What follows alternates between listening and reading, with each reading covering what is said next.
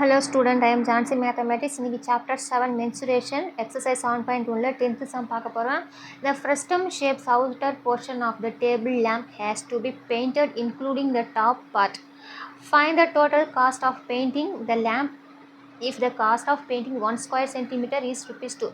அதாவது ஒரு லேம்ப் இருக்கான். அந்த லேம்ப் வந்து என்ன ஷேப்பில் இருக்குன்னு அந்த லேம்ப் தான் இது புக்கிலே கொடுத்துருவாங்க. படம் அந்த லேம்ப் வந்து என்ன ஷேப்பில் இருக்குன்னா ஃப்ரஸ்டம் ஷேப்பில் இருக்குது. அதில் வந்து டேபிள் லேம்ப்பாக அதோட அவுட்டர் போர்ஷனை வந்து என்ன பண்ணுறாங்க, பெயிண்ட் பண்ணுறாங்க. இன்க்ளூடிங் என்ன பண்ணுறாங்கன்னா டாப் ஆஃப் த பார்ட் இதையும் என்ன பண்ணுறாங்க, பெயிண்ட் பண்ணுறாங்க. சரிங்களா? அப்போ find the total cost of painting, அதாவது ஒரு ஸ்கொயர் சென்டிமீட்டருக்கு எவ்வளோ ஆகுதுன்னா ₹2 ஆகுது. அப்போ இந்த அவுட்டர் போர்ஷன் இந்த போர்ஷனை பெயிண்ட் பண்ணுறதுக்கு எவ்வளோ ஆகுன்னு கேட்டுருக்காங்க. சரிங்களா? இது ஃப்ரஸ்டம்.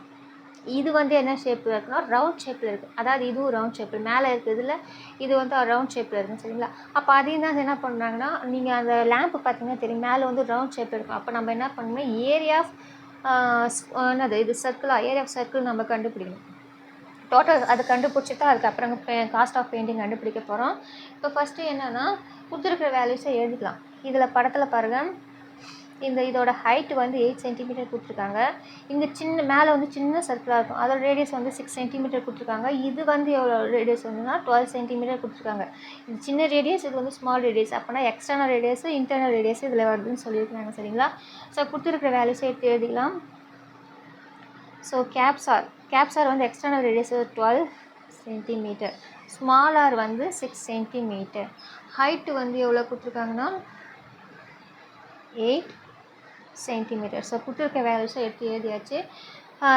இது டோட்டல் சர்ஃபேஸ் ஏரியா ஃப்ரஸ்டம் ஃபார்மில் வந்து பை என்ன வரும்னா பை ஆர் ப்ளஸ் அது வந்து டோட்டல் சர்ஃபேஸ் ஏரியான்னு பார்க்கும்போது இதை சுற்றி தான் அடிக்கிறாங்க. இந்த போர்ஷன் அடிக்கும்போது அப்போ சிஎஸ்ஏ கண்டுபிடிக்கணும். இந்த போர்ஷனும் பெயிண்ட் பண்ணுறாங்க. அப்போ ஏரியா ஆஃப் சர்க்கிளும் கண்டுபிடிக்கணும். ஸோ சிஎஸ்ஏ ஆஃப் ஃப்ரஸ்டம் ஃபார்ம்னா pi caps R plus small r into l. அப்போ எல்ன்ற வேல்யூ நமக்கு வேணும். சரிங்களா? அப்போ எல்ன்ற வேல்யூ நம்ம ஃபஸ்ட்டு கண்டுபிடிக்க போகிறோம். So L equal to formula என்னென்னா √h² plus r². So ஹெச்சோட value வந்து என்னென்னா 8² ப்ளஸ் ஆரோட வேல்யூனா 6². ஸோ 8 ஸ்கொயர் பண்ணால் 64, 6 ஸ்கொயர் பண்ணால் என்னென்னா 36. ஸோ ரெண்டுத்தையும் ஆட் பண்ணிங்கன்னா என்ன வரும்னா 100. ஸோ 100க்கு ரூட் எடுத்தால் என்ன ஆகுனா 10 சென்டிமீட்டர். ஸோ இதுதான் எல்லோட வேல்யூ கண்டுபிடிச்சாச்சு. சரிங்களா? அடுத்தது என்ன கண்டுபிடிக்க போகிறோன்னா ஏரியா ஆஃப் சர்க்கிள் வந்து கண்டுபிடிக்கணும். ஸோ ஏரியா ஆஃப் சர்க்கிள் வந்து என்னென்னா, சரி அப்படியே ஒட்டு மொத்தமாக எழுதலை, ஏன்னா டோட்டலாக பெயிண்ட் பண்ணுறதுக்கு கேட்டிருக்காங்க. But total area to be paint. அப்போ total area to be paint. இப்போ எது ஏரியானா இதை சுற்றி அடிக்கிறாங்க. ஃபுல்லால சுற்றி மேலே தான் அடிக்கிறாங்க. அப்போனா கேர்வ்டு சர்ஃபேஸ் ஏரியா தான் பண்ணணும். அப்போ curved surface area of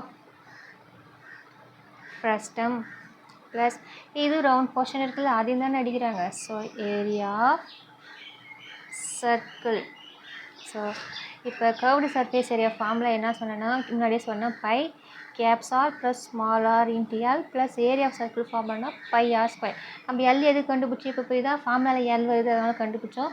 so நம்ம பை வேல்யூ வந்து சப்ஸ்டிட் பண்ண வேணாம், ரெண்டுத்துலேயுமே பை காமனாக இருக்குது. ஸோ பையை நம்ம காமனாக வெளியே எடுத்துட்டிங்கன்னா இந்த இது இருக்கும், caps R plus small r into l plus r²ன்ற வேல்யூ இருக்கும். ஸோ பை அப்படியே வச்சுக்கலாம். அதுக்கப்புறமா சப்ஸ்டிட் பண்ணிக்கலாம். கேப்ஸார் வேல்யூ என்னென்னா 12, ஸ்மால் ஆர் வேல்யூ வந்து என்னென்னா 6 இன்ட்டு எல் வேல்யூ வந்து 10 ப்ளஸ் ஸ்மால் r² வந்து 6². ஸோ பை வேல்யூ வந்து 22/7. 12 + 6 வந்து என்ன வரும்னா 18 வரும். ஸோ 18 இன்ட்டு 10 ப்ளஸ் 6 ஸ்கொயர் பண்ணிங்கன்னா 6 6 36. ஸோ 22/7. 18 இன்ட்டு 10 வந்து என்ன ஆகுனா 180 ப்ளஸ் 36. ஸோ இது ரெண்டுத்தையுமே ஆட் பண்ணிங்கன்னா 22/7, 180 36 ஆட் பண்ணிங்கன்னா 6, 8 கூட 3 ஆட் பண்ணிங்கன்னா 11, ரிமைண்டர் 1 2. ஸோ 216. ஸோ இது வந்து கேன்சல் பண்ண முடியாது. அப்போ என்ன பண்ணலாம், இது ரெண்டுத்தையும் மல்டிப்ளை பண்ணிக்கலாம். 216, 6 2s are 12, reminder 1, 2 1s are 2 3, 2 2s are 4, திரும்பி அதே தான் வரும் 2 3 4. அப்போ 2 5 7 4. அப்போ 4752 divided by 7 வருது. இப்போ அந்த 4752 7ஆல் டிவைட் பண்ணலாம். 47 கம்மி எது வரும்னா 7 6 42. 7 2 போச்சுன்னா 5, இந்த 5 இருக்குன்னா 55. 55ஓட கம்மி எது வரும்னா 7 7 49 வரும்.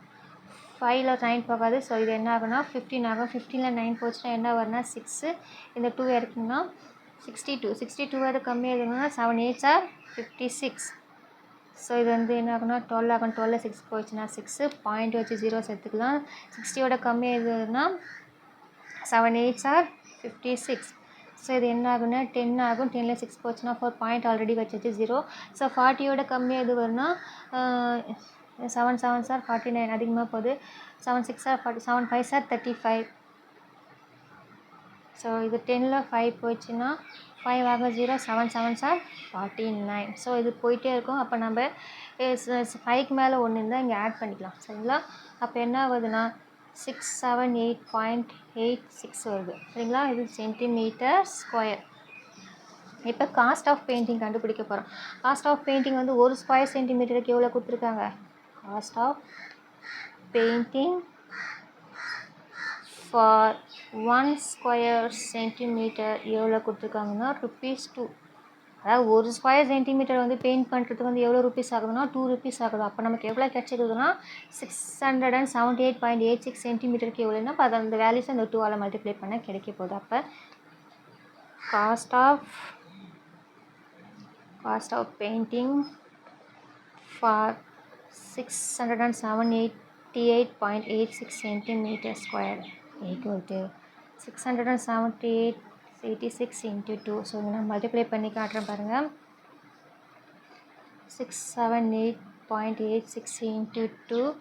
6 2s are 12, remainder 1. 2 8s are 16, 17, remainder 1. 2 8s are 16, remainder 1. 17, remainder 1. 2 7s are 14, 15, remainder 1. 2 6 are 12, 13. So எத்தனை டிஜிட் தள்ளி பாயிண்ட் வைக்கணும்னா 1 2. ஸோ 1 2. அப்போ ஆன்சர் என்னென்னா 1357.72. அப்போ எவ்வளோ ருபீஸ் ஆகுது இந்த இவ்வளோ ஸ்கொயர் சென்டிமீட்டர் பெயிண்ட் பண்ணுறதுக்கு? 1357.72 ருபீஸ் ஆகுது. சரிங்களா? அவ்வளோதான் இந்த சம். தேங்க்யூ.